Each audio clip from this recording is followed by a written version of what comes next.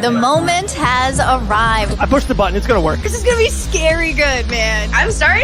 We're killing it. It's Maddie Levine with my good friend Dave Van Auken. Welcome to the Fight Bananas Show. The ruthless one, Elle Dawson. Hey, guys. Our girl, Gillian, the Savage Robertson. What's up? How you guys doing? Welcome to the Fight Bananas Show. 1 to 2 p.m. Eastern, only on Fight Bananas. What's up, Miss L? What is going on? How we feeling? Happy Dude, Tuesday.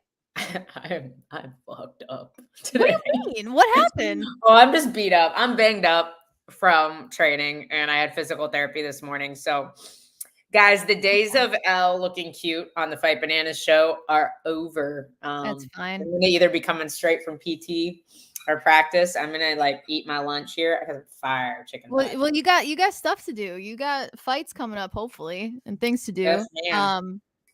Yeah. What's on your This hat? is the Game Bread hat. The new Game Bread hat. Ooh, Hell yeah. one of those. Hell yeah, I stole it. But yeah, welcome in, guys. Dave's traveling to Vegas for, just a couple of fights, one or two fights, and he's going to be sharing all that on the YouTube channel and all the Fight Bananas pages.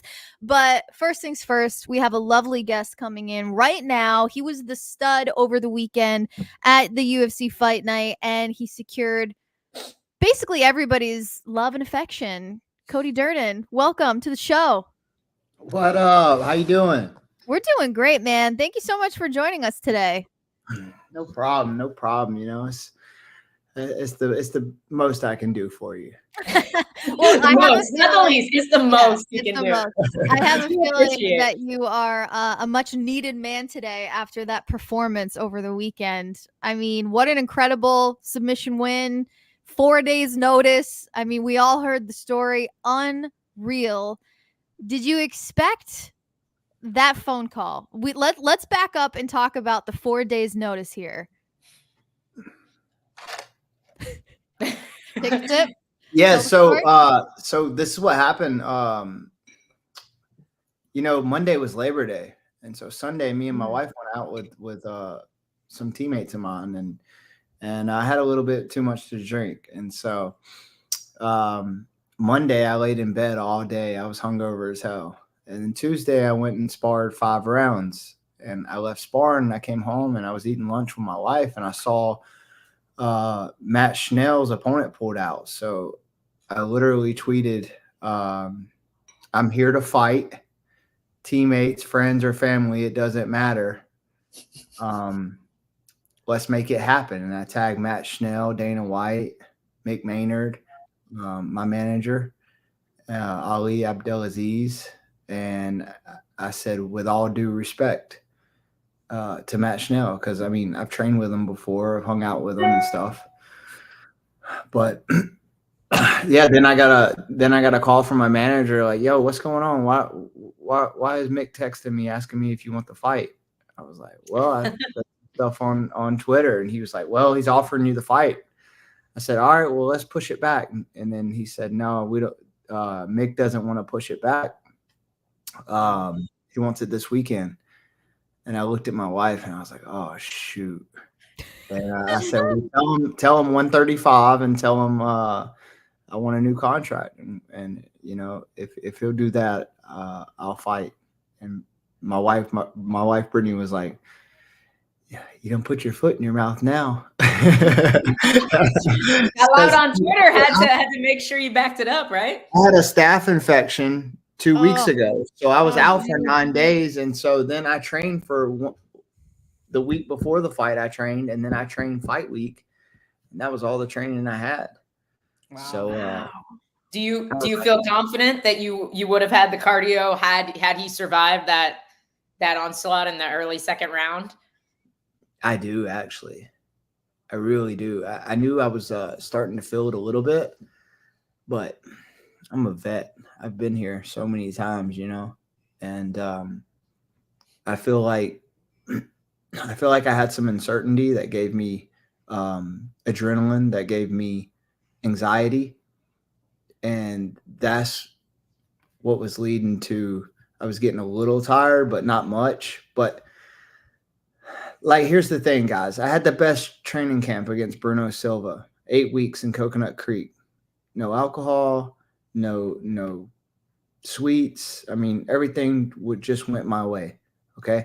It went my way so well in training, like, against my training partners. And it was going so good. I just figured it couldn't go wrong. I was dominating the fight, and then I got hit one time. Like, I ducked right into a freaking uppercut after dominating him. And so it just goes to show you, like, just because everything's going right doesn't mean the result's going to go right. Mhm. Right. And, after that fight, a bad shortcoming like that, I kind of got emotionally, like, messed up. I felt kind of depressed. I still trained every day, but I kind of felt lost. Like, what am I doing here? Why am I training? I don't even know when I'm going to fight. I got one fight left on my contract. I'm on a 2-fight losing streak. And it'll mess with your confidence, and it'll, it got me depressed where I was drinking a lot. Like, I was drinking a lot, like, every day, so I just knew that if I stayed positive and made good decisions, that good things will happen. And that's what I did. I took a chance on myself. I bet on myself, and I didn't know if I was ready or not. I had no clue. I didn't have a training camp. I just got drunk 5 days before. So went out there. Had to bet on myself. Had to do it for me, and do it for those kids. Appalachia High School.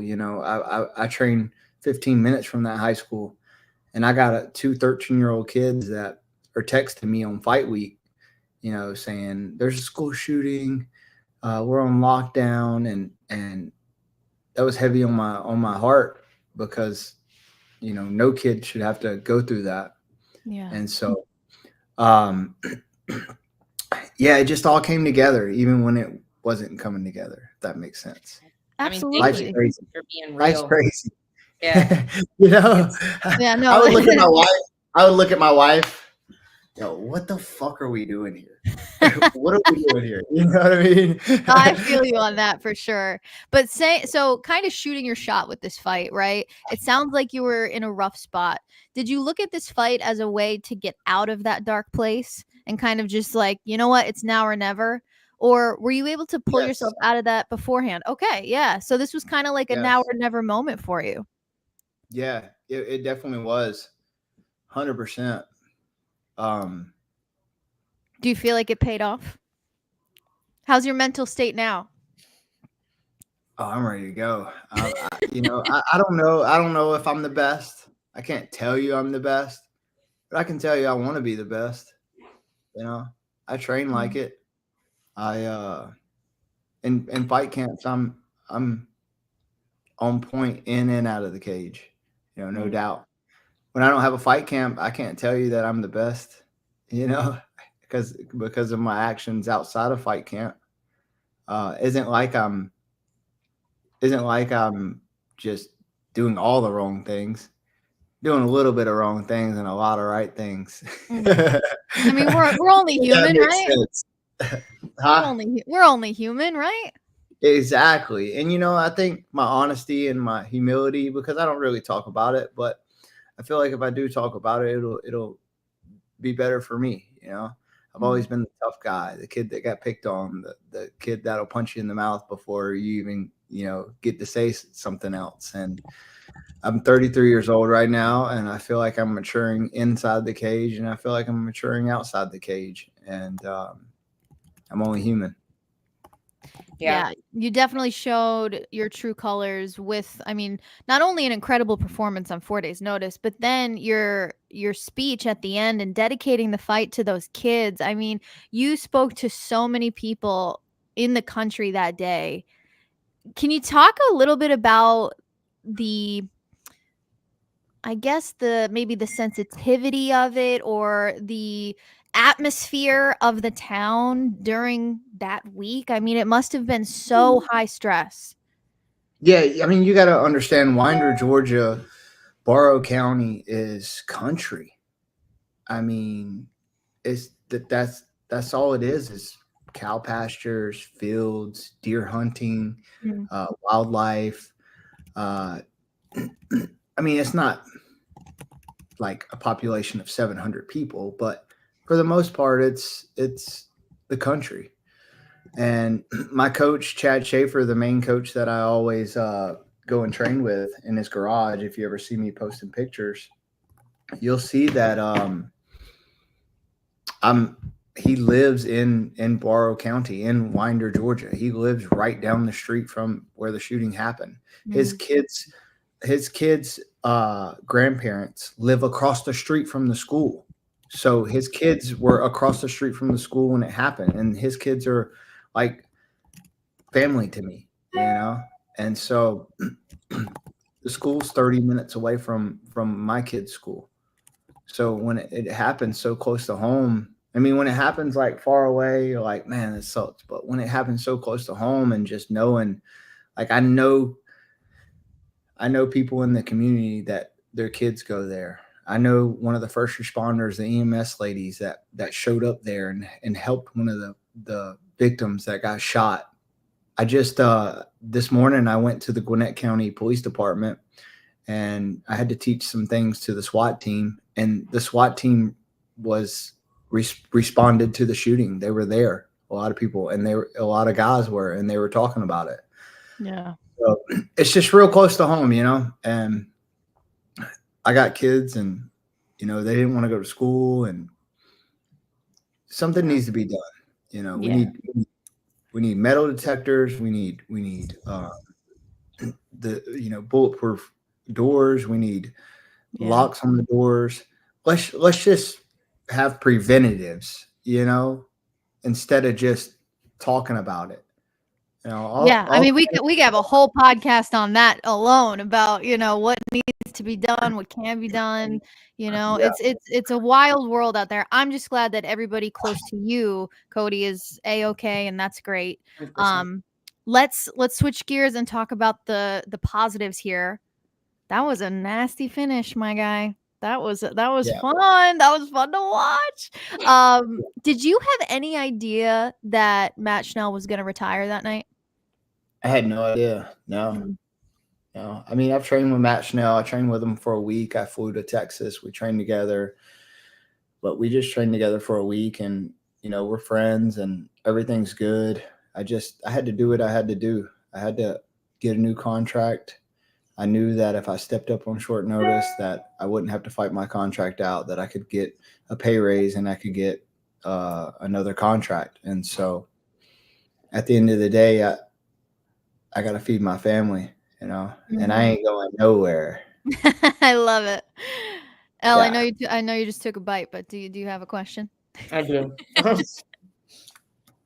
I did see Makayev was in the comments congratulating you on this win. I saw that pop up on my feed, and obviously you guys fought, trained together for a bit at ATT, had a little bit of beef, I think, at one point, and now he's no longer with the UFC. I've heard some flyweights concerned that they are talking about cutting the division again. I've heard that they, different thoughts on Makayev's release. What are your thoughts on that, since you're in that division as well? No. First of all, they're not cutting the division at all. The division was down in the slumps when you had the GOAT Demetrius Johnson running through everybody, and he wasn't that exciting. I mean, his fighting was exciting, but he didn't draw eyes. He didn't draw attention. He didn't sell pay-per-views, so it was a good trade for Ben Askren. We got one of the best knockouts ever out of it. And I just feel like Makayev, there was things behind the scene that we don't know about. We only go off of what we see through technology, through the internet. But, there's things behind the scenes that a lot of people don't know about that happened with him. And that had a lot to do with his fighting as well. Like, he's mainly a wrestler, which I thought it was, I like wrestlers. I like it. It's exciting, you know, but I mean, we're trying to sell to millions of people, you know, we're trying to get new fans to the sport. We're trying to grow this NFL, you know, soccer in Europe big, you know. Right, So right. um I mean, at the watching end of the football day, last night, there at the was a end of the UFC day, commercial. I was like, oh my gosh, okay. You know? yeah, exactly. And at the end of the day, it's all about the money, and he's gonna be back. Like, he's 23 years old. He's going to be back. And so I'll be happy when he does come back. I think Makai's learned from his mistakes, and smart, great fighter. He'll be back. Nice. So Cody, you secured the performance of the night, 50K. What where's that 50K going? Making it rain, baby. It's going straight to my financial advisor, and I'm investing. Good man. Smart man. Yeah, already I've been investing since 2013 into mutual funds. Good for you. I don't really do Bitcoin. I used to, but I lost so much money on it, so I was like, screw that. It's rough right now. Crypto. I got out of it. I sold and counted my losses, but yeah, you can't go wrong investing in the stock market when you have somebody that knows what they're doing, and the low reward, low risk, but low reward. It's kind of for the long run. term. Yeah. Yeah, long term investing, not short term. Well, But I will tell you this though, I'm gonna acquire some assets. Okay. I buy a new house. I've talked about it. I right. know I want to start a gym or buy a gym, so I got the team in place for that, and some investors for that. So yeah, man, I hang out with the Eagles. A man with a plan. I like it. Making moves. Yeah. Elle, you got anything else? Oh man, like congrats. Thank you so much for jumping on last minute. I legit messaged Cody like yesterday and was like, yeah, dude, you're the best, man. You gotta come on. So I do. Hey, Elle, you're back to training? I'm back. When are you coming back to ATT? Deer season's coming up this weekend. So I see. Priority. I got 3 passions: fishing, hunting, and fighting. And you and Dakota are just the same. Exactly, dude. We're just alike. Yeah. I mean, it's an obsession. It's a passion. I love it. Well, Cody Durden, congratulations on your latest success. Before I let you go, I do want to leave you with this question. You said yourself you were doing a little partying before we took this fight, so I'm sure a couple of beers were drank. If you were able to share a beer with anyone, alive or dead, who would you love to share a beer with? I've really got a passion for blue faces, so I'm gonna have to go with Benjamin Franklin. Okay. All right. I'm sure you got plenty of questions you could ask him. Yeah, exactly. I love it. Well, Cody, thanks again. Come back anytime, and we look forward to seeing you again in the cage soon. All right. Thank you. Appreciate it. Thanks so much, man. Thanks, Cody. Awesome guy. I could talk to him for hours, I think. I had so many more questions. So hopefully we can get him back on. But we got to keep this show rolling, man. We got more guests to get to. This man is making a name for himself. He's been on the Contender Series a couple times now, and he's looking to hopefully, continue his rise as an undefeated professional. Torres, Finney, welcome to the show. Thank y'all for having me on the show. Thank you very much. I'm excited to be here. It's our pleasure to have you. Where are you joining us from? I'm currently joining y'all from Chattanooga. I'm currently here, finishing up my camp. Just got done with a hard cardio session. So yeah, we're grinding. We're grinding. Are you from Nashville? No, I'm from Macon, Georgia, but I went to college up here at UTC. Gotcha. Okay. Because Elle was just in Nashville recently, and then I was in Nashville recently. Nashville. It's one of my favorite cities to visit. Yeah, Nashville. One, it got great food, and then the downtown. There's plenty of things to do downtown. So it's really fun. It is fun. For real. Well, my man, 9-0 as a professional. I mean, that is a feat in and of itself. You know, we were recently on the Contender Series for the 3rd time, and boy, was President White tough on you, man. But you know what? He kept it real. So I'm curious to hear your thoughts on his harsh criticism of your last performance.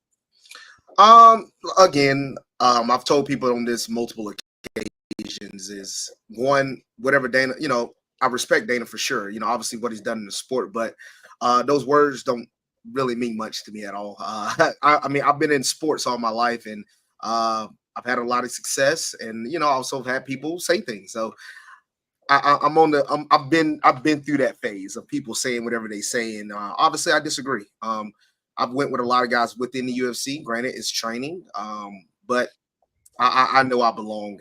But regardless of wherever I belong, but I belong on one of the highest levels of mixed martial arts because I am on that level. And this October 1st is just another opportunity for me to do it. Look, opportunity and a chance to make history. First ever guy to go 3-0 in the Contender Series. That pays dearly to me. Now, granted, I know nobody technically wants that record because you want to go in there once and get the contract. But hey, man, it's just about overcoming that adversity every time. No matter what you throw in my face, no matter what arises, I'm going to keep churning on over and over again, and nobody's going to stop me. So I always said if I keep winning, it's going to be undeniable, and that's my goal every time.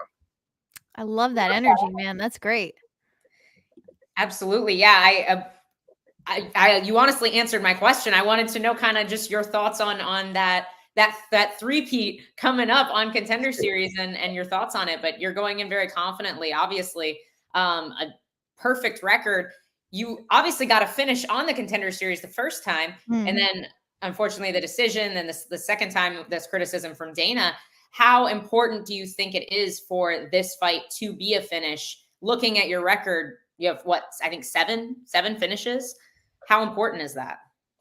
It's huge, and I always go for the finish. See, the thing is, it's like people obviously that been in the fight game understands that it's all about matchups, and certain matchups can steal certain styles, certain matchups can help certain styles, and not every fight is going to always end up being that way. And when you look at the beauty of the Dana White Contender Series, granted, yes, it's about going there and showing Dana, like, do I belong?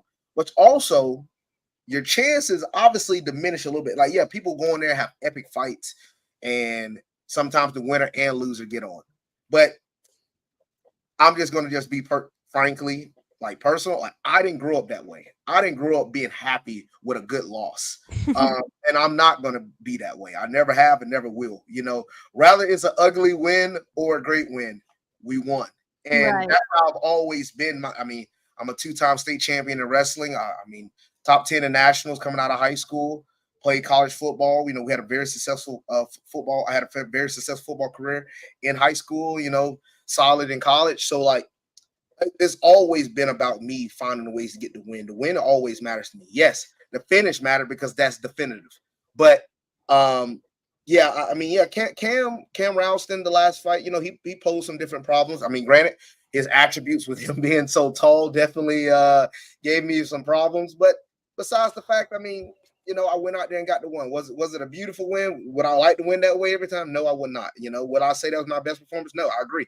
That was not a good performance for me, and that was not a good fight overall for me. But it was a win, and it wasn't beauty. It was an ugly win, but it was a win. And that's that part where I'm going to always lean to that side. I'm going to find ways to always get the W. But yes, the objective goal every time, because it's definitive, is go out there and get the finish. And that's going to always be my plan every time I step out there and step in the cage.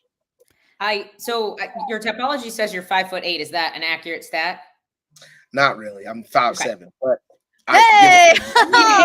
that was kind of my question. Being a shorter, thicker guy at middleweight, obviously that can be a detriment. We've seen it. Do you feel like 85 is where you need to be? Like that's your weight class, or do you see a welterweight future possibly? Yeah, I've been asked that question a good little bit. People saying, "Oh, because of your height," but people don't understand is my length. My arms are longer than just about anybody, frankly, go against that middleweight. I have a 76-inch reach, and it helps having very long arms while being so short. Yeah. And especially for wrestling. Especially for my style. But also, you also have to look at the fact that So I played college football at 250. I was a bigger boy. And then, obviously cut a little weight. I was fighting at 205 when I was an amateur. And then I finally went to 185 as a pro.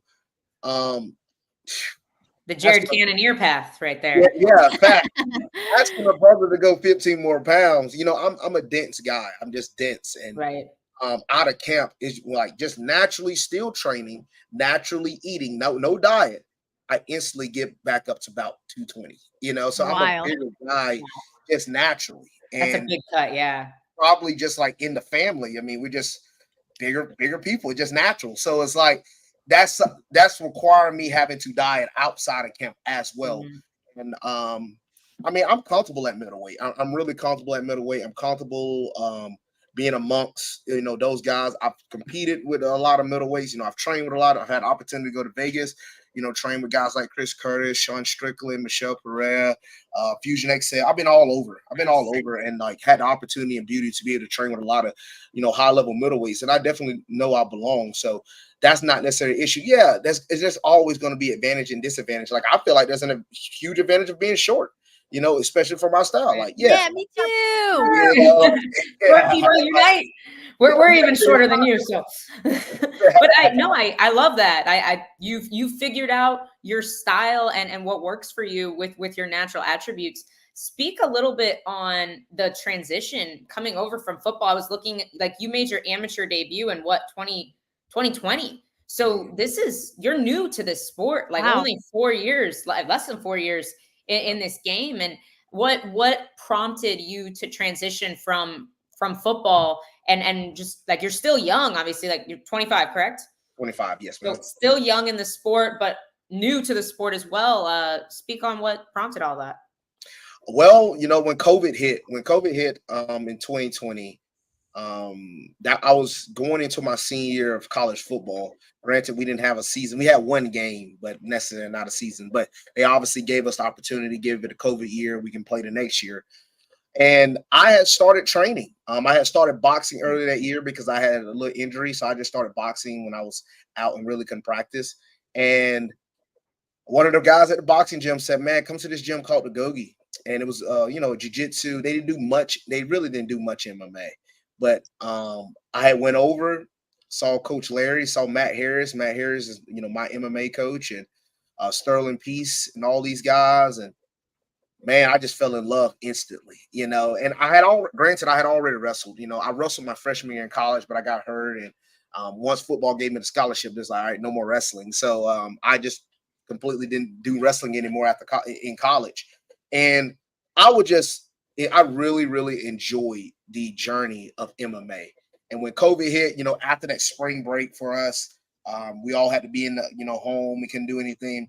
I watched so much video of nothing but MMA, so much MMA from the UFC, from the Pride, from Bellator, from One, like everything MMA, anything like close to it in like mixed martial arts. I watched it because I was so intrigued. And I growing up, I never watched MMA. I wasn't a big fan of it. And funny story is when I won my first state title in high school, my junior year, there was a guy who was in the military, and I'm celebrating and going up, and he comes to me, he said, man, congrats, man. He said, hey, have you ever thought about MMA?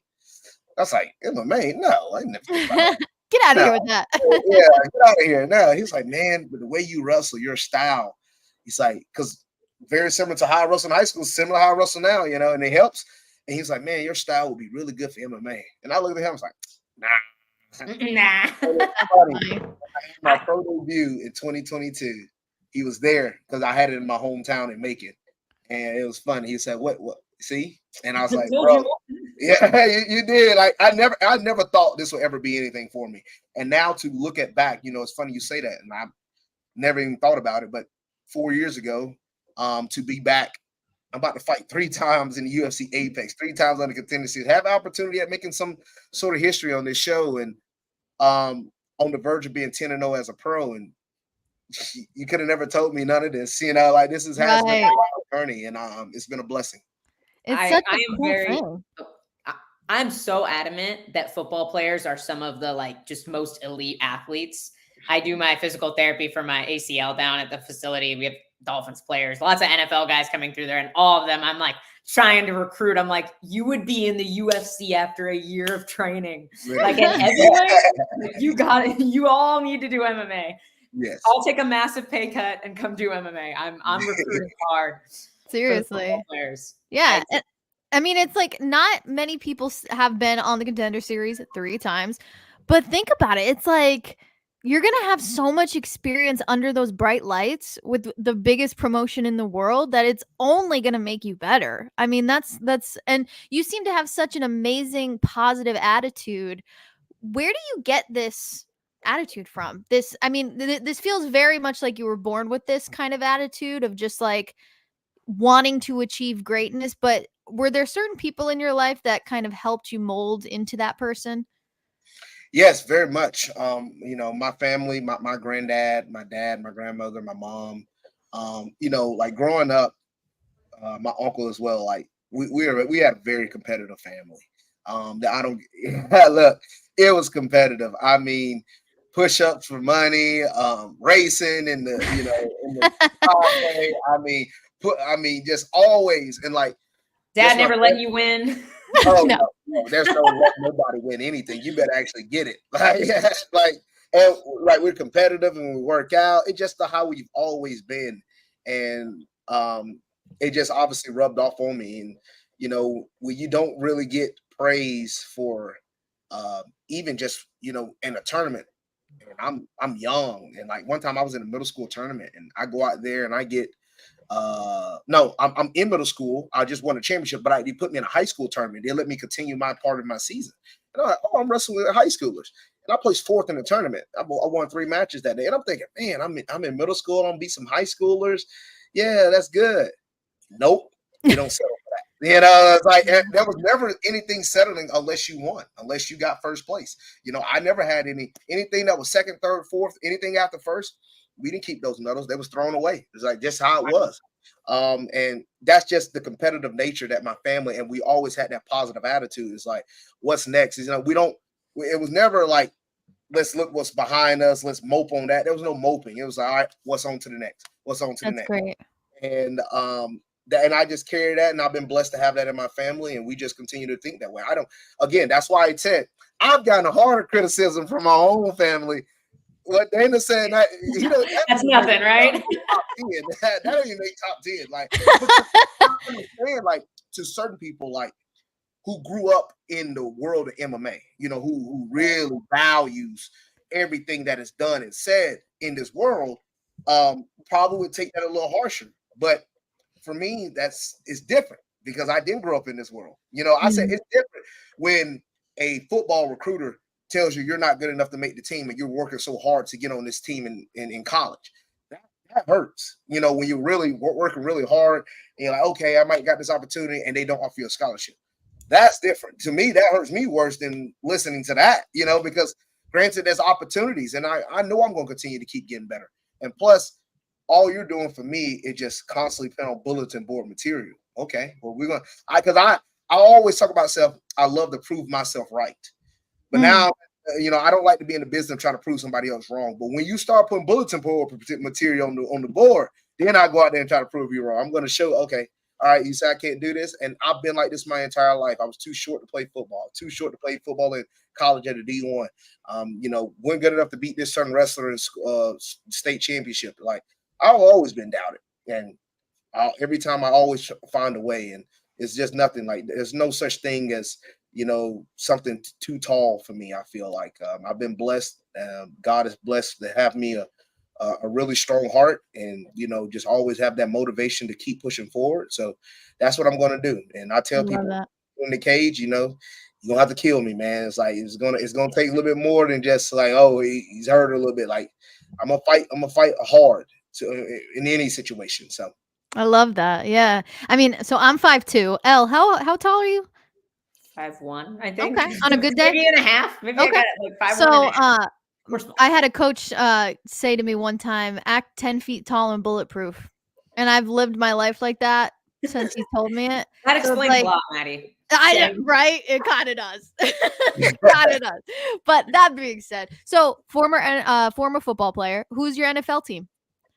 I'm a big Steelers fan. When I grew up, man, I love the Steelers. The Steelers was one of my favorites because they were, really good on defense, and I was a defensive player as well. So, big fan of Troy Polamalu, James Harrison, Lamar Woodley, all those boys, Ryan Clark.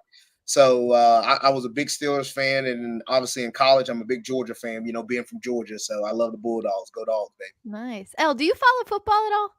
Yeah, I watched the Super Bowl when the Chiefs are in it, which is always, by the way, because I'm from Kansas City. I know nothing. I know nothing about football. To me, every sport that isn't MMA is just boring. Oh my God, you're hilarious. Well, I mean, okay, so I'm from Rhode Island.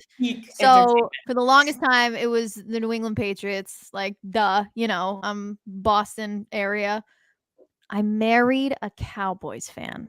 Ooh, Lord. Yeah. So that's on at my house all the time. So, and according to him, it's their year. This is their year.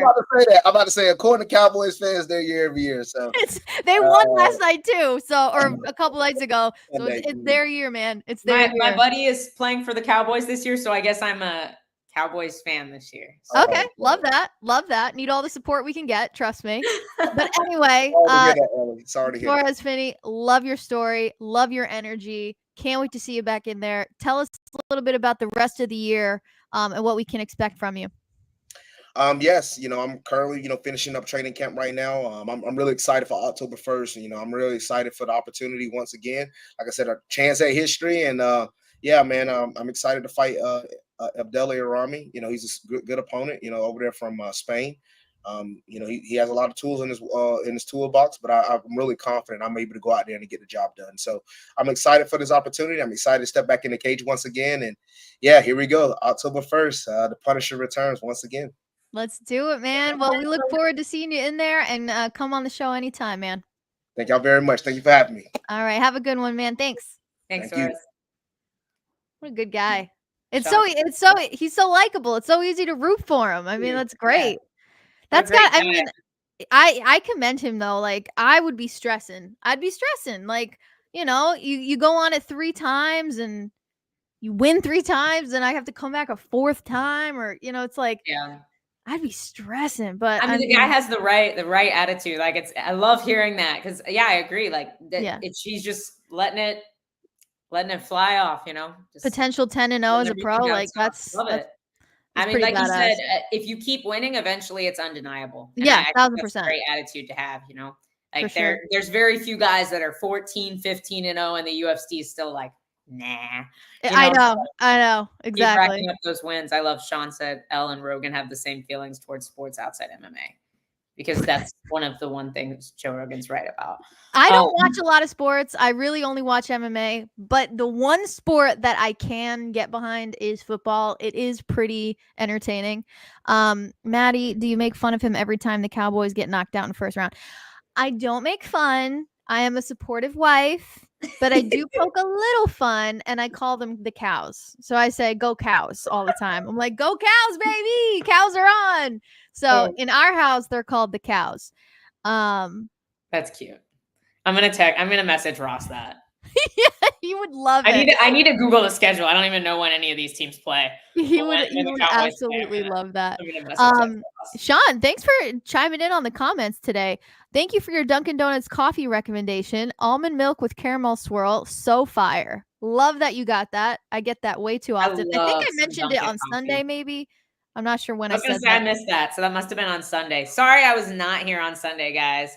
I would have gotten like 4 hours of sleep. It's all good, man. On San Diego time to make that show.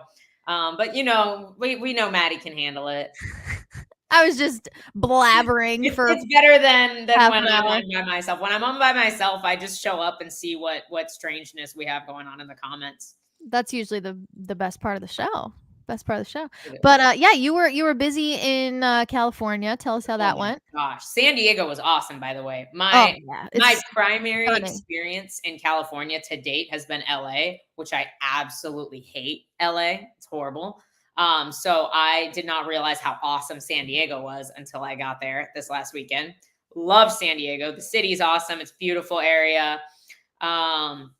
way more Trump flags than I thought I'd see in California. So that was cool.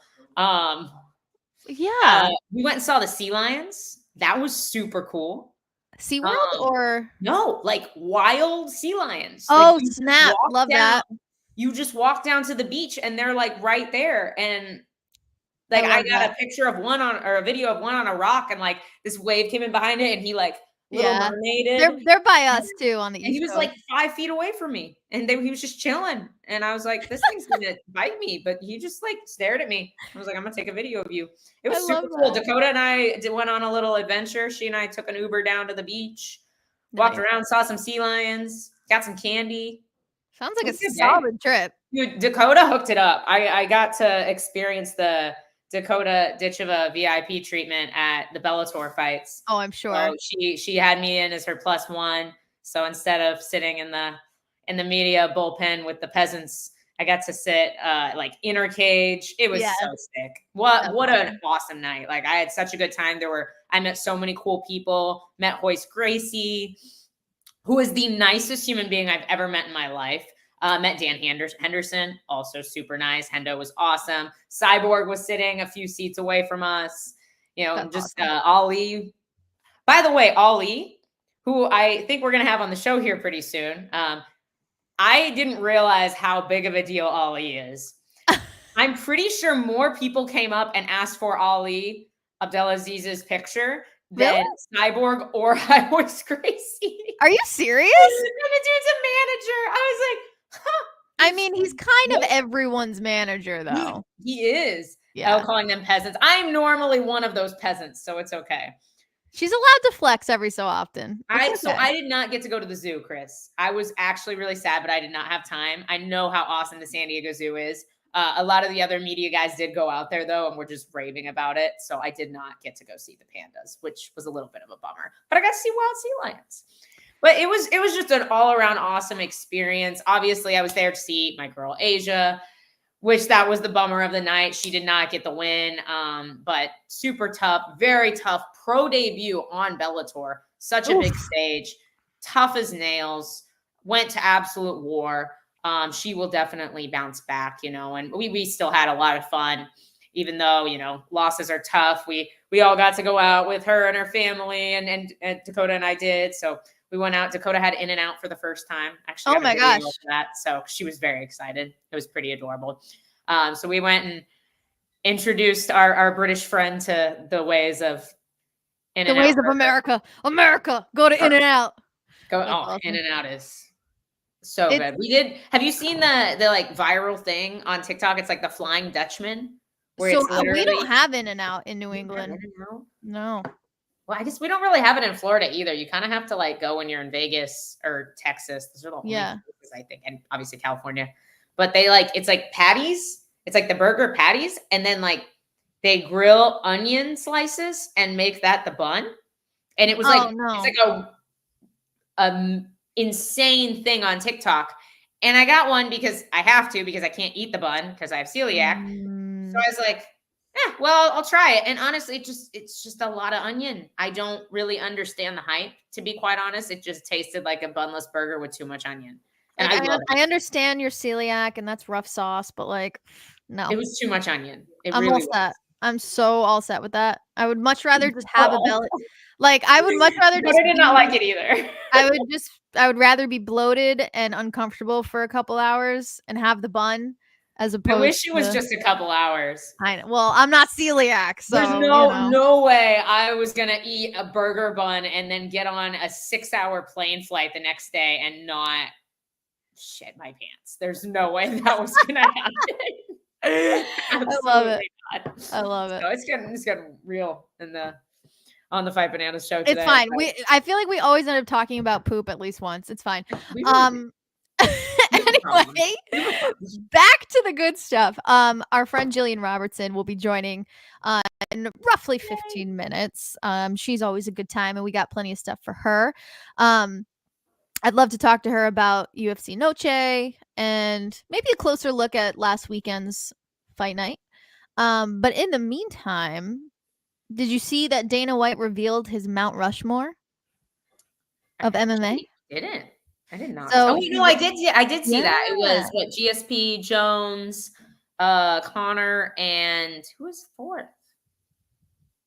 I'll give you a I hint. just remember that Demetrius Johnson was not on it, and Right. people were super butthurt about it. I will give you a hint. Ronda. It was Yes. Ronda. Yes. So he went with John Jones, Ronda Rousey, Conor McGregor, GSP. I think that's a respectable Mount Rushmore. That's respectable. You guys, you have to remember that Mount Rushmore is about who made the biggest impression on the sport. Right. Not just who you think is the best fighter. Like, right. 1000%. I am all for Demetrius Johnson being in the GOAT conversation, but I don't know that, like, for somebody who didn't have nearly as big of a fan base as he should have had, I don't know that he's the right call for MMA Mount. Right. Well, like, was he an incredible force and amazing talent? Yeah. Does he belong on Mount Rushmore? Probably not. I don't know. Who's on your Mount Rushmore? We did mine. I don't even remember, because I was like thinking about it all day. I think I had Jones.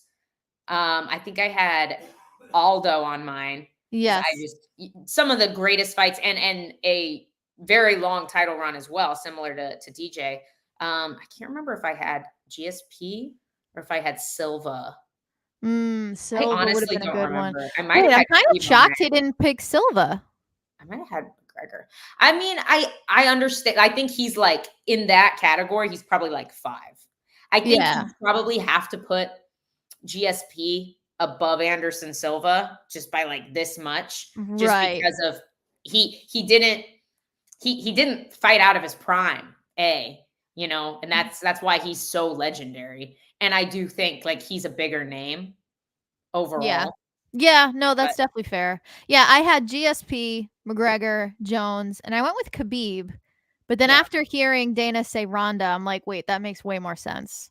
I think if we're having a discussion about women's Mount Rushmore, obviously Ronda's number 1. So you kind of have to include her in the overall as well, just because like women's MMA would not exist without Ronda. Yeah.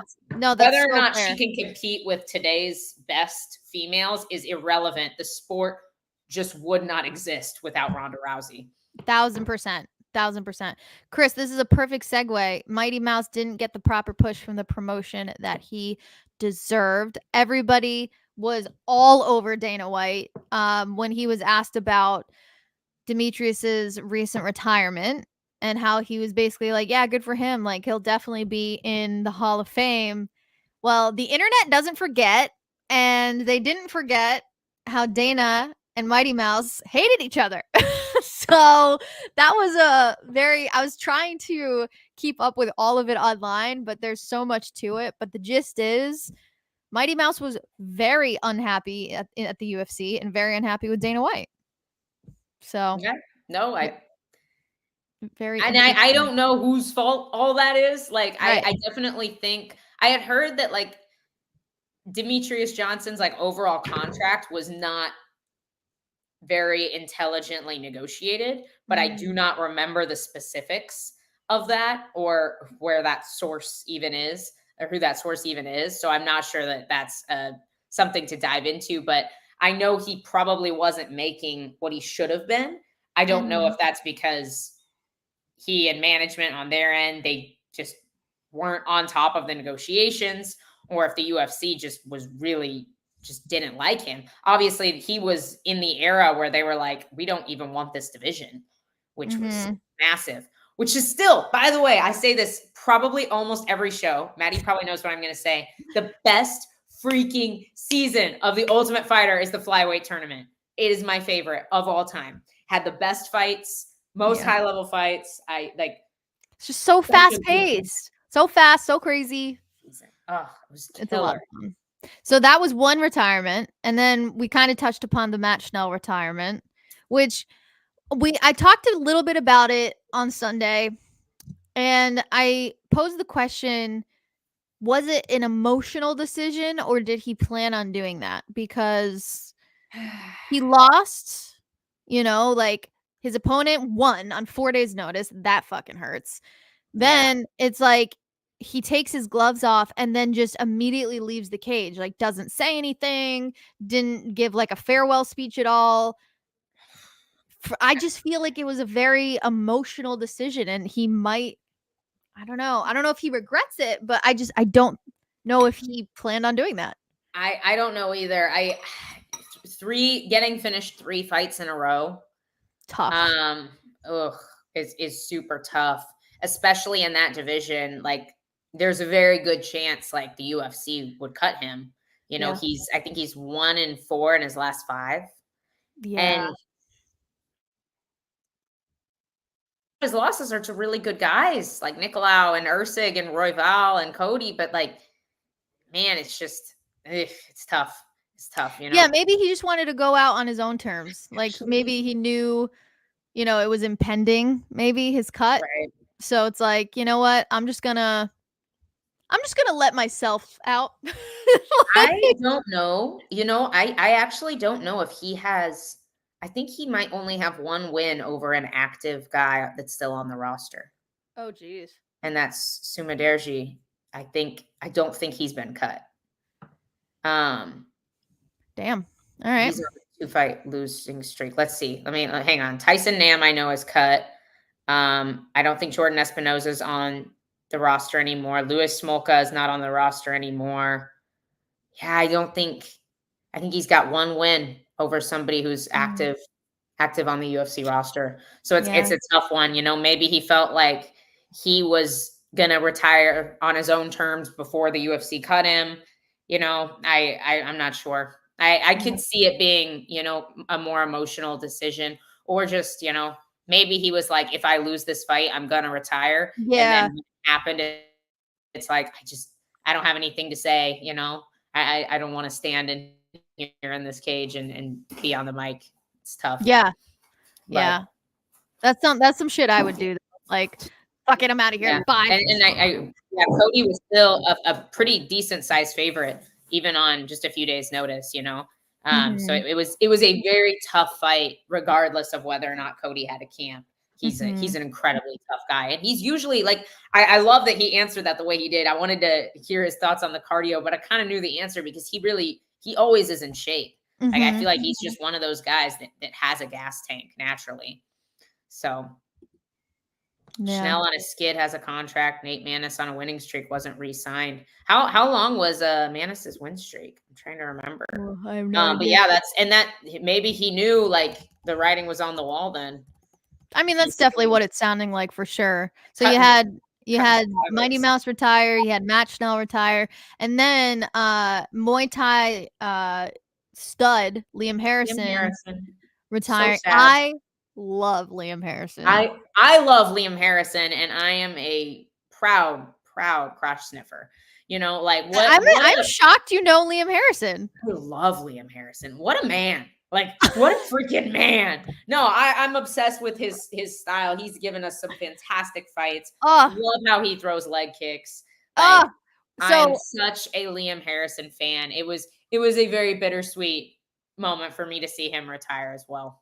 Yeah, his low kicks are a thing of beauty. My team, actually, we call I mean, none of you people are gonna fight my team. So basically, if we want to throw a double low kick, we call it a Harrison because he does it all the time and it's fucking beautiful.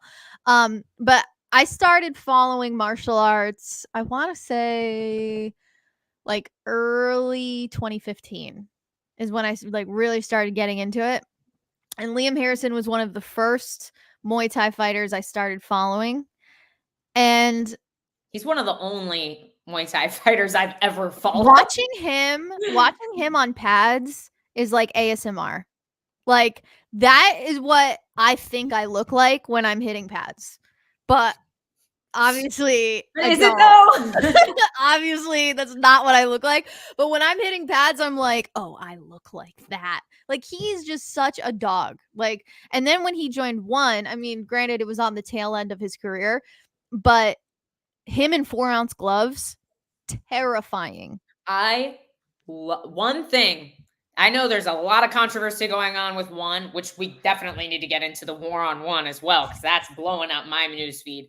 Yep. But one thing that One Championship has just killed it at is little gloves Muay Thai. Oh, it's the best. I do not ever want to participate in Little Gloves Muay Thai. God damn it, I will tune in to watch it because it is so much fun. And these guys just slug. It's a slugfest. And it's one of the most technical slugfests I've ever seen, but it is so freaking fun to watch. It is so entertaining. And actually, there's a promotion in Massachusetts, Cage Titans. I've worked with them a few times. They hosted the very first professional small gloves Muay Thai bout in Massachusetts. I want to say a couple months ago. It was so much fun to watch. And it was such a monumental moment.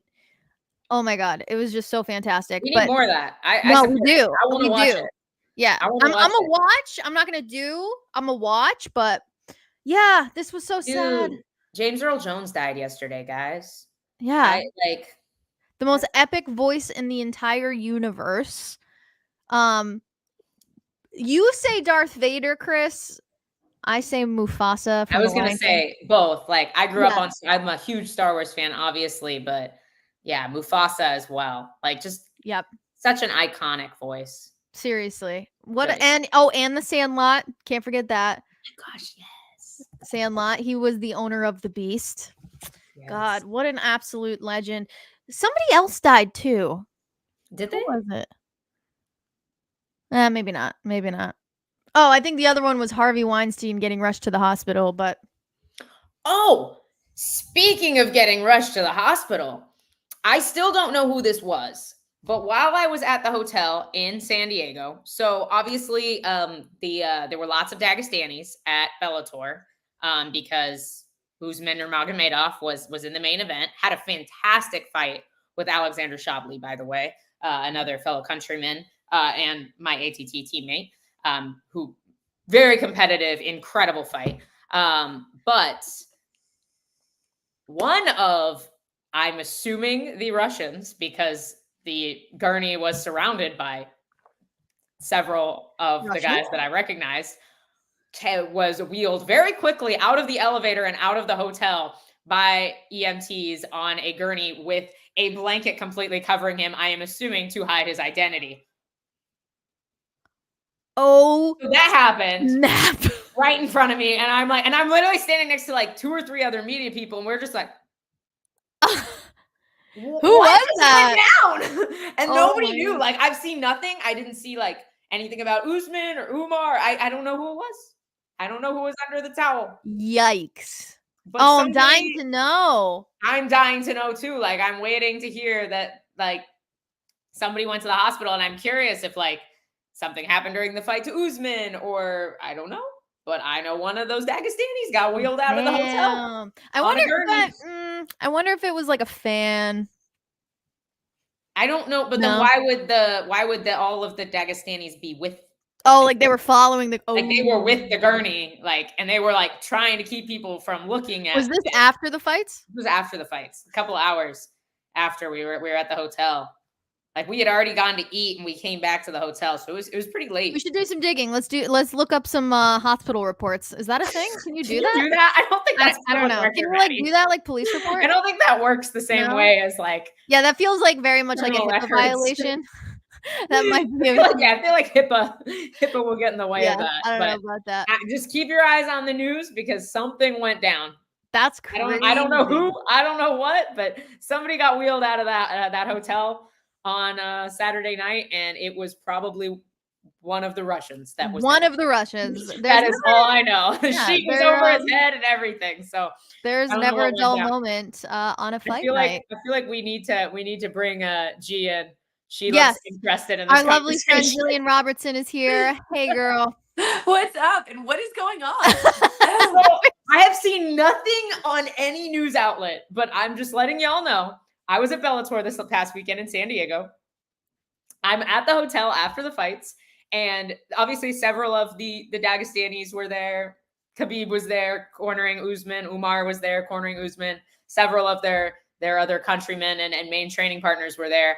And somebody got wheeled out of the hotel very quickly on a gurney with a sheet totally covering them. I'm assuming they weren't dead, like it was to cover, like just prevent people from seeing who it was, because I feel like a bigger stink would have been made. But surrounded by several of the other Dagestanis. So we don't know who.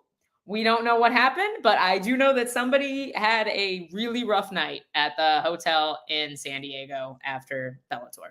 Got all the Yikes. inside scoop here. Seriously. Well, I now just you don't got know me what on you got me on Khabib's Instagram being like, all right, what's he All up right, to? what Like, happened, Khabib? is he okay? Like, I don't That's know. I don't know who it is. I feel like it wasn't a big enough lump under the sheet to be Khabib. It was a smaller lump. Khabib was looking pretty well fed. All right. It was looking pretty hefty. Gee, welcome to the show. How are you today? We are off the handle right now. Oh yeah, no, great time to come in. It's a wonderful time. I feel like it doesn't matter who's missing. It always gets derailed. Like there's we require you, me, and Dave for the show to not listen. This is why our show is better than everyone else's. But anyway, what's new, Jill? What's going on? I guess nothing much. We're 9 weeks out now, so we're kind of starting to get into like the beginning of camp. You know, I don't know. I'm just so excited for this fight. Honestly, I feel like it's just such a great matchup for me, a great opportunity. I feel like where I'm at in my career too, I'm just excited for. Yeah. Are you never not excited for a fight though? I feel like you just never get nervous. You're just always like, I can't wait. Oh no, nerves are definitely a thing for me. I'd say I get more nervous, honestly, it's the morning of when I'm in the hotel room is the only time I'm really nervous. And then like it's very bad for me, like super anxious. I don't know, it's very bad when I'm in the hotel room. And then the second I leave to the venue, it's like I'm good. It's like now this is work. I know what to do, and I'm on a mission at that point. But it's like before that moment when I'm just sitting in the hotel room like waiting, that's the absolute worst time for me. Worst. Yeah. This is your fourth fight this year, right? Third fight this year. Okay. Okay, but still. I was gonna say this last fight actually. Oh, you had the grappling match. That's what I was thinking of. Yeah, against Montana De La Rosa. This last fight, I was super nervous as always in the morning of, and usually we get our hair braided the night before, but I guess there's like too many girls on the card, something like that. They sent the hair braider to my room the morning of, and the UFC's used the same hair braider forever. So I'm like, definitely like I've gotten to know her over the last couple of years, and that morning she could just tell, she could see like I was taking like a couple deep breaths while like she's braiding my hair. I was like, oh. After she braided my hair, she was like, just come here, and I gave her a hug, and she was like, no, come here, and like made me like hug her like a mom. And I was like, it just like it was like a moment that I just needed. But I'm like, it's just so funny, like the people that come into your lives, and I'm like, she was just so there for me that morning. So it's just a little funny story. That's so cool. Sweet. It's like the hidden soldiers of the UFC that are hidden like gems. Yes, the gems. Thank you. That are keeping it going. That's so cool. I love that. Honestly, everybody who works for the UFC, I feel like absolutely loves their job. Every time I go there, I'm like, it would be such a cool place to work for. Just the environment there. Everybody is like, I don't know, they just seem happy to be there, which I feel like is so important. Oh my God, it's half the battle. I'm like, I'm going through that with my day job of like, okay, I don't really want to do this anymore. It's like, it's a terrible feeling. So to like be able to love your job, that's fucking awesome. You know who I freaking adore with the UFC is Heidi. Oh yeah, Heidi, exactly. She's like on top of everything, the queen. So nice. I see her like every fight week for Grant, and she's just the best. I love her. In the back now they have like all our booths that we have to show up to whenever we show up to the UFC. So you have to get your fight kit and like go to the nutrition or whatever. And over by Heidi, it's like Queen Heidi's command post, and like she deserves that more than anything. That's awesome. That's I love it. Did you catch the fights over the weekend, G? Yes, I did. Actually, obviously Dean Thomas, he was in the corner of Sean Brady. That's right. That's right. I made sure to catch them all this weekend. Yeah. So what was some of your favorite moments? Favorite moments. Let's see. So, I mean, we just spoke to performance of the night winner, Cody Durden. That man looked great. On 4 days' notice. On 4 days' notice. Oh wow, I didn't know that about that. I watched the fight, was impressed, but I didn't know it was 4 days notice. Wow. Yeah, Go 4 back days and notice. listen to his interview because he was like, "Yeah, I was wasted on Sunday." Yeah. They Yeah, called he me was like, Tuesday. I was partying. I was hungover on Monday. They called me on Tuesday. I'm like, oh my God. Okay. All right. I Love feel that. like Natalia Silva definitely impressed me. Yes. I feel like she's almost like a Wonder Boy, you know? You don't see that karate style being effective often. You see Right. a lot She's of times so dangerous. they're playing from the outside, kind of point fighting. And yeah, like you said, she's so dangerous the whole time against someone like Andrade too, who's lethal at any moment. It was very impressive to see. She was just able to play on the outside, but still do damage the whole fight. Right.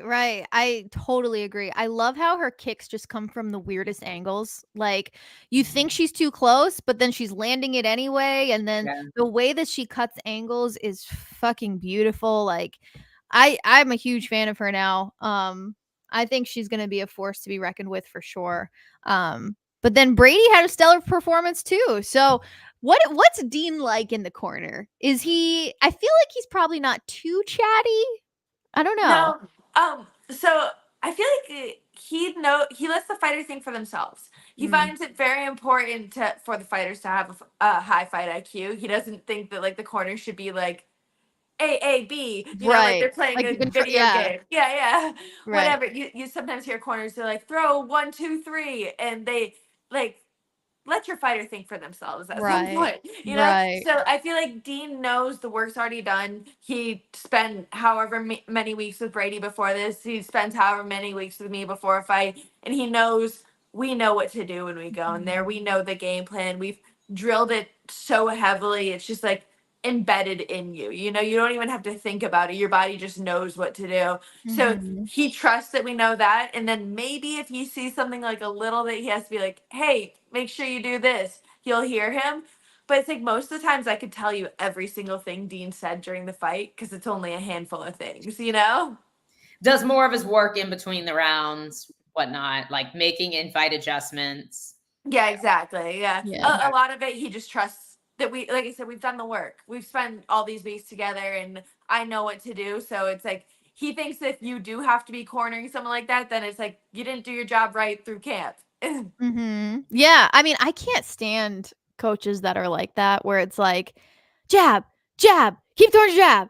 All right, now kick. Now do this. And it's like, do you not trust them at all? Like what? For me too, I'm like, it almost clouds my mind more. Overwhelming, yeah. Yeah, because then I have to be like, should I jab right now? No, I shouldn't jab. Like, because I'm assessing the moment as well. It's like, Right. just let me assess the moment. Let me think about it, and don't give me more things to do than like. Right. I already have. Like if somebody I'm trying in to a fight bad me first. situation, yes, coach me out of a bad situation. Yeah. You know? But yeah, I agree. I don't think I've had two talkative coaches before, and I very much prefer a quieter approach now.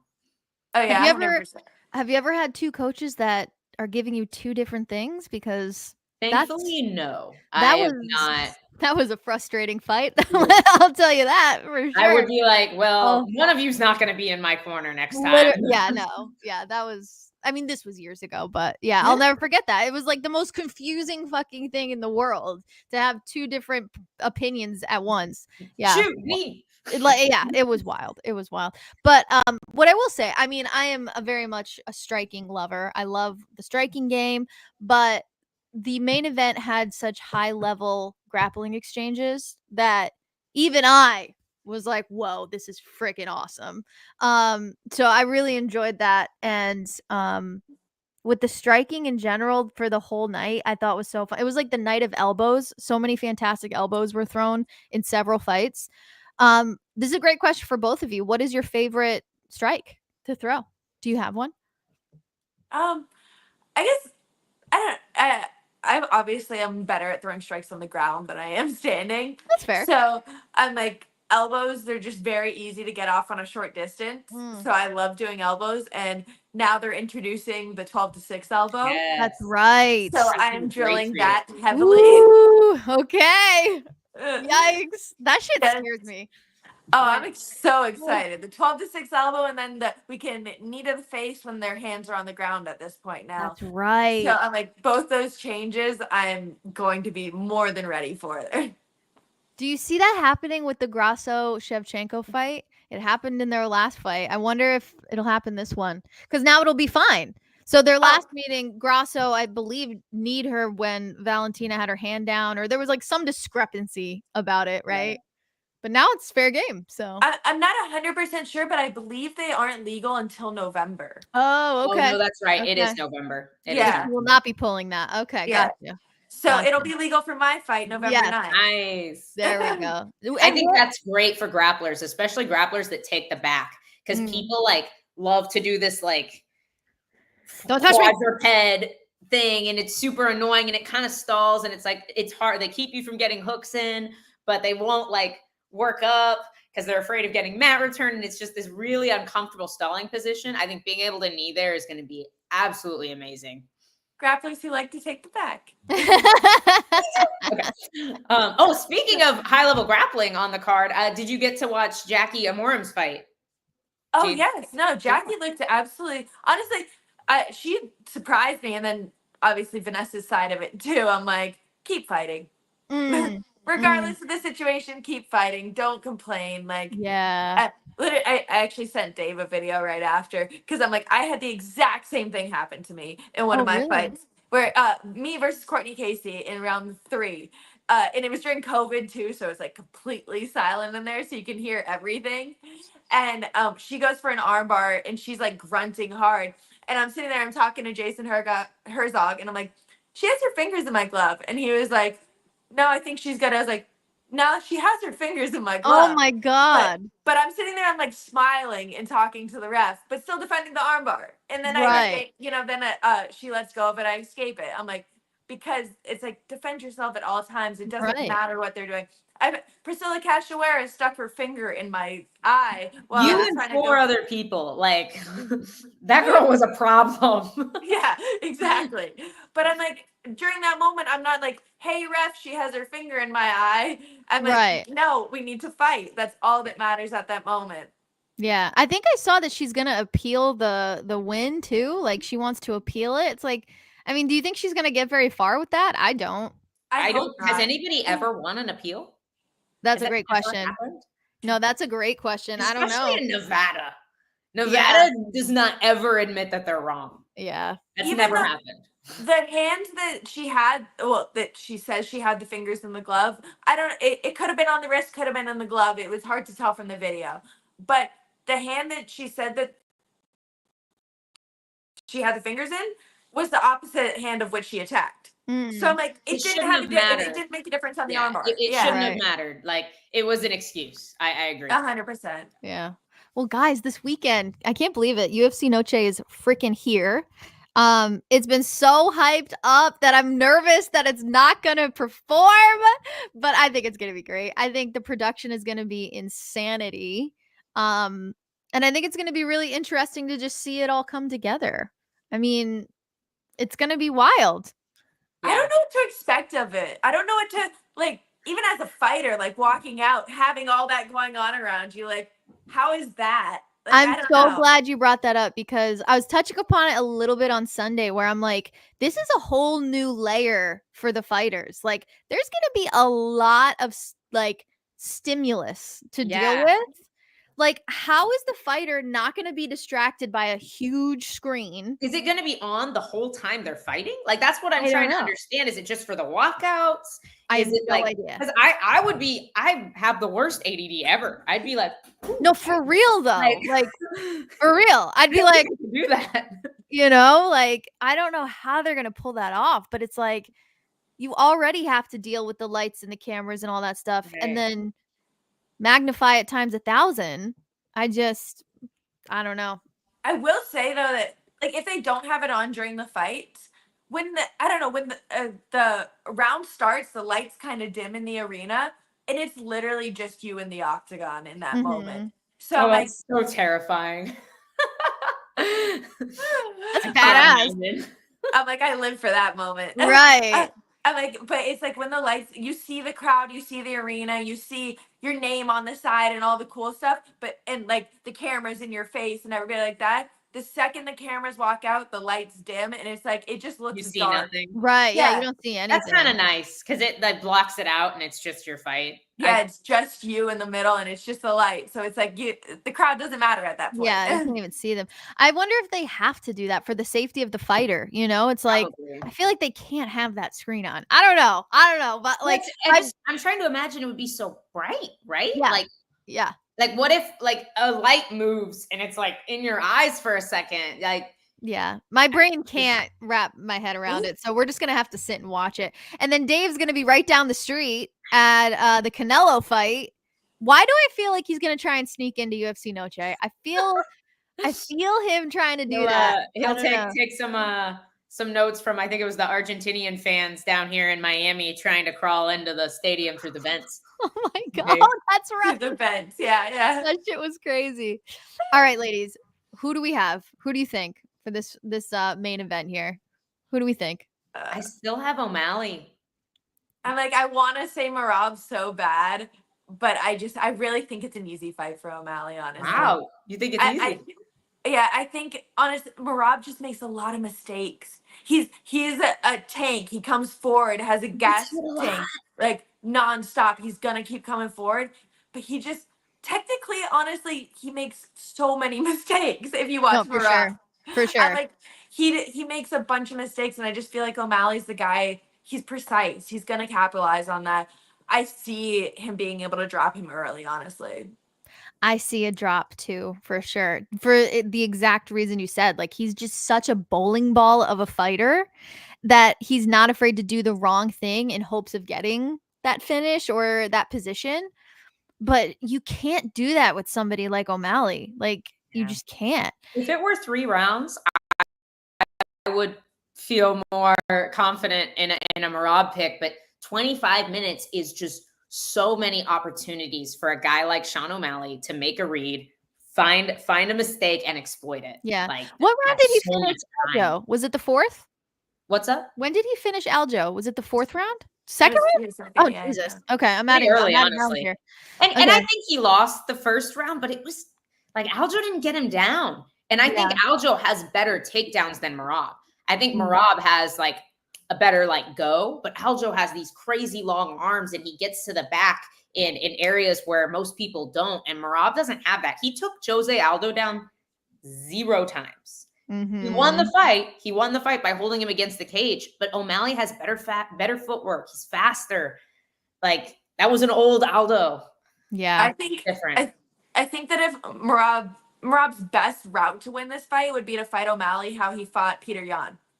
He was like constantly shooting, but also didn't really care to get the takedown, was just using it to strike. And I feel like you got to keep someone like O'Malley off balance, constantly guessing. And it's like, that would be Merab's best path to victory. But there's so much danger there with the knees. Oh, yeah. Like, it's a dangerous, this is a very dangerous fight for Merab. Yeah. I feel like this is not a dangerous fight for O'Malley. That's where it like, I'm with you, G, because I feel like Merab can win this fight, but it's going to be a decision, ruling up, down. Right. It's going to be 5 rounds. Blind fest. While O'Malley just has, there's so much danger for Merab to get through to make it to that victory, you know? I'm looking at the card here. Let me pull this up. Any show stealers you think will emerge on this card? Like, who do you think is going to be everybody's talking about on Monday morning? I can't pronounce her name 100%, but Yasmin. Yasmin, yeah. Haragui.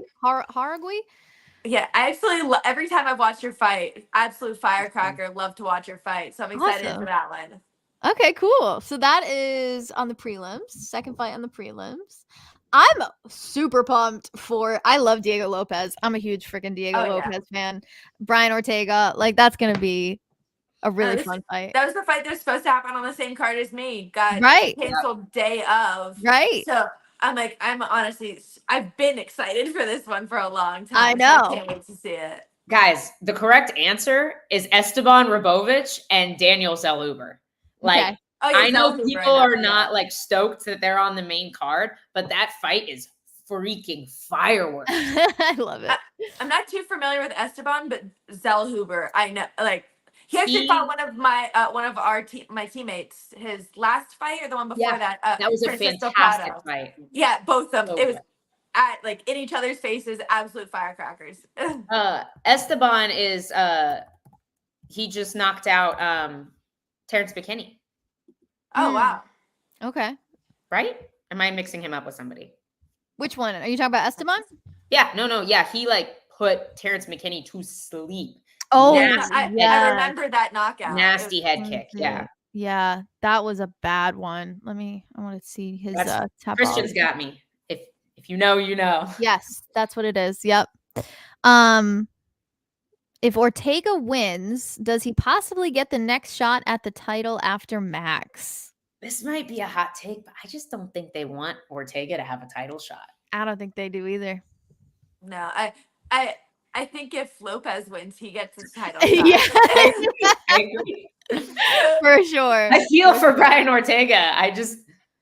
They just don't seem excited for that fight to happen. They don't. He also just hasn't been very active recently. Yeah, he just doesn't do it for me in general. I don't know. Yeah, I like him a lot. I always have. He's a nice guy. He's a good fighter. But yeah, his last couple performances haven't been super exciting either. You know, I think he's the most exciting when he's losing. Usually, I can't help it. But every time I think of Brian Ortega, I think of the Max Holloway fight and Max teaching him how to box in the fight. Do you guys know what I'm talking about? Dude, oh my god, that's what I'm saying. Like that was one of the most exciting Brian Ortega fights. Seriously, and he is tough as nails. Like he is. Oh, for sure. Tough dude, and I think he's a super tough matchup for Lopez.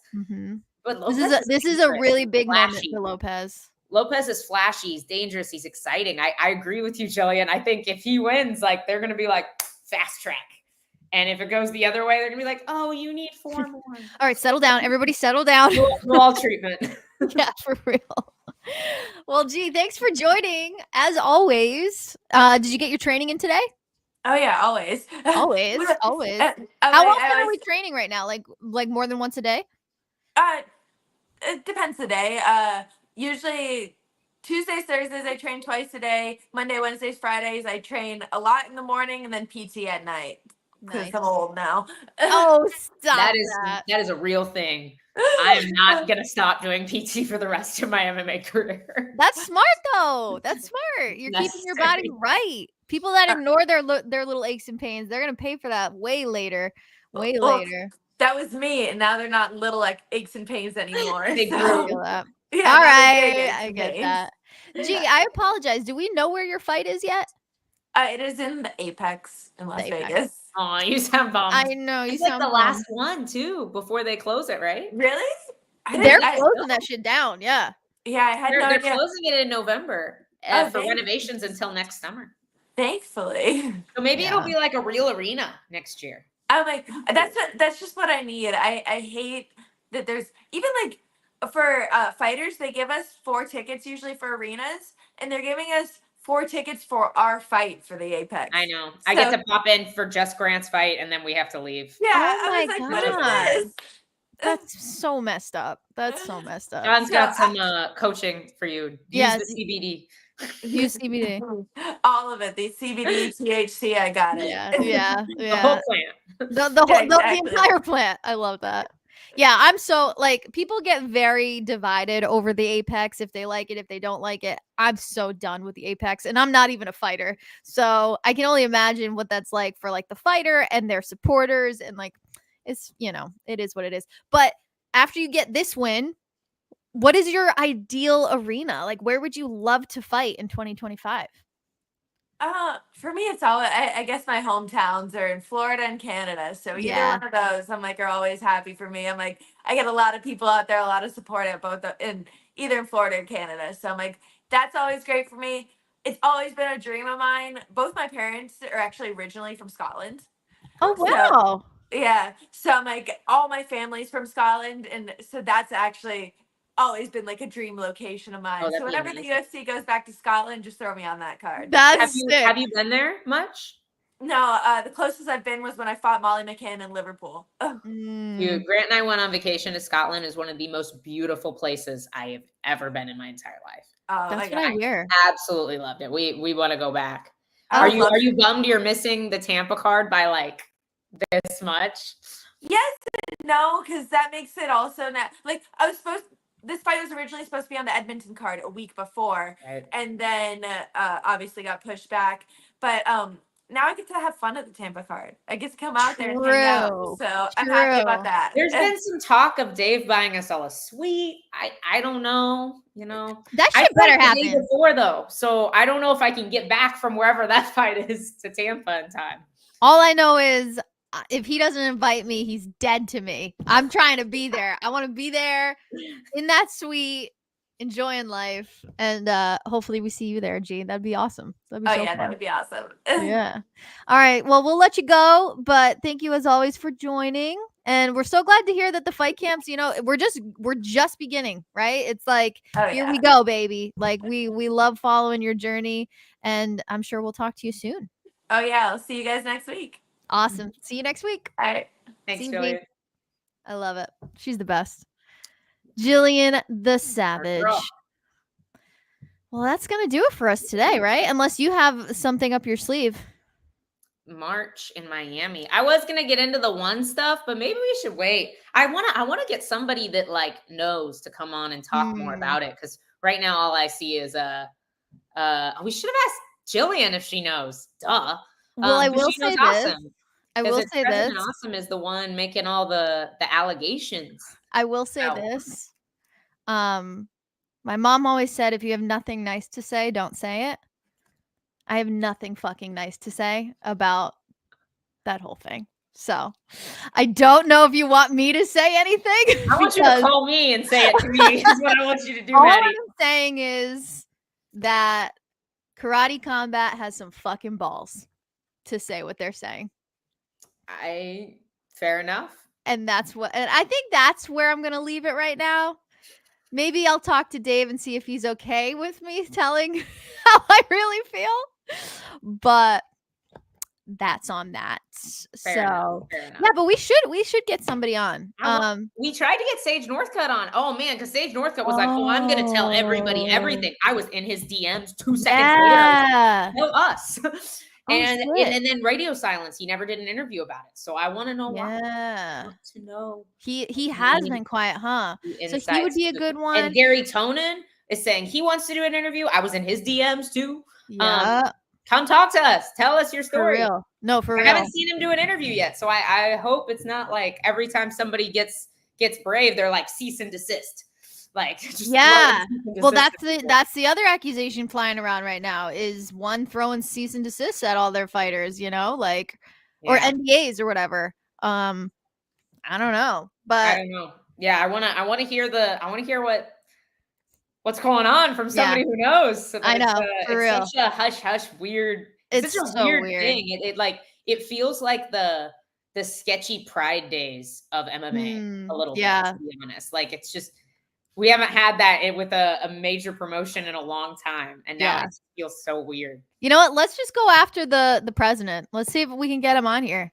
Chatri? Yeah, President Awesome. No, Chatri. Let's see if we can get Chatri on here. That's the problem. Is like, he's gonna tell us. It's like the interview. Like, it's like the movie The Interview. Right, like, you really think Kim Jong was gonna tell them really what was happening? Right. Like, you really think Chatri's gonna tell us what's happening? No, but we'll try and get the people some answers and get them on. We're gonna do some journalisming. I love it. I love it. Journalizing. Journalismizing. I don't know. All right. My brain hurts. Great show. A lot of great guests today. Make sure you're subscribing to the Fight Bananas YouTube channel and the Facebook page. Dave is going to be extra busy over in Vegas this week, so keep your eyes peeled for exclusive content on the Instagram and the YouTube and all that good stuff. Are you doing Betting Bananas this week? I am not doing Betting Bananas at all because I'm going into fight camp. Right. But I don't know if Dave is doing it or not. All right. Well, you know what? Just stay tuned. I would assume we're not going to miss a UFC Noche night. I bet Dave and Rafael Esparza maybe have something up their sleeves for you guys. Well, as always, stay in touch with us. We love you all. Thank you for tuning in, and we will see you really soon.